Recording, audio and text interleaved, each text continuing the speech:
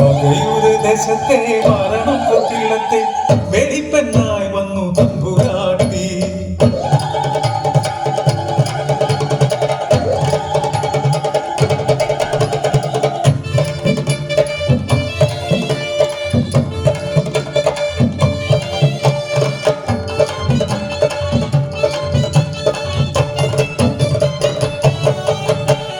വകയൊരു ദേശത്തെ മരണക്കൊട്ടില്ലത്തെ വെളിപ്പെണ്ണായി വന്നു തമ്പുരാട്ടി. കാശിത്തുമ്പ പോലുള്ള തമ്പുരാട്ടി കണ്ടാൽ ആരും കൈകൂപ്പും തമ്പുരാട്ടി. ഇന്നത്തെ ദീപമായി വിഭൂതിയായി അഗതികൾ കണ്ണം വിളമ്പി നാട്ടിൽ അന്നപൂർണേശ്വരിയായി.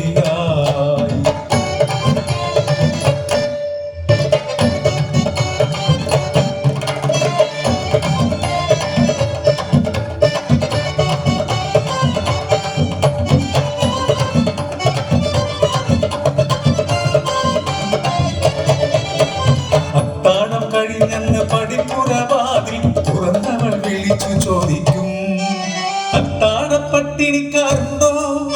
ഇന്നത്താഴ പട്ടിണിക്കാരുണ്ടോ? ഇല്ലെന്നു വന്നാലേ വാതിലടച്ചവൾ ഉറക്കര പോകാറുള്ളൂ, എന്നും ഉറക്കര പോകാറുള്ളൂ.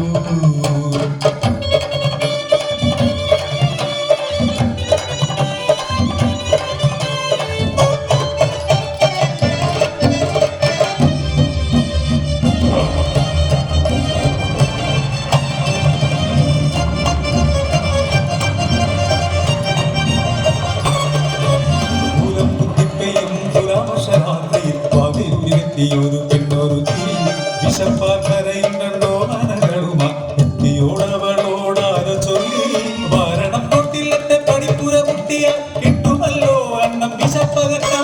കാണും വിശപ്പില പെരുമഴ കൂസാതെ പാവമ പടിപ്പുര വാതിൽ മുട്ടി. പുറത്തു പെരുമഴ കൊടുക്കം, അകത്തു കളിചിരി കിലുക്കം. തമ്പുരാനോ ചപ്പമഞ്ചത്തില തമ്പുരാട്ടി കേട്ടതില്ല, ആദീനമവലോകനം കേട്ടതില്ല.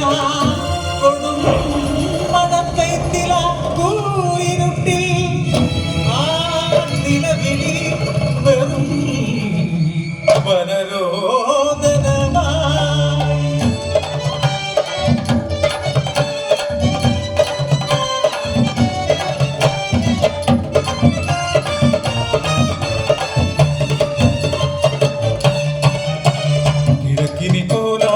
വെട്ടമെത്തുമുൻപേ കിടപ്പറ വിട്ടേറ്റു തമ്പുരാട്ടി.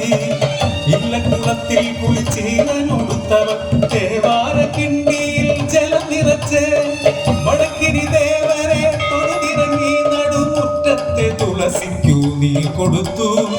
എന്നിനു പടിവാതിൽ മെല്ലെ തുറന്നവൾ ഞെട്ടി ആ കാഴ്ച കണ്ട് ഇടിവെട്ടേറ്റൊരു മരം കണക്കായി.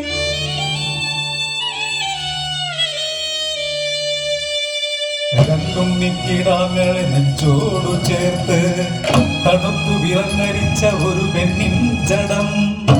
വിശന്നു പൊരിഞ്ഞു മരിച്ച 3 മൺകോലങ്ങൾ ഇടിമിന്നലേറ്റ് പാതിയും കത്തിക്കരിഞ്ഞ് അതാ ചെളിമണ്ണിൽ ഉടഞ്ഞു കിടപ്പൂ.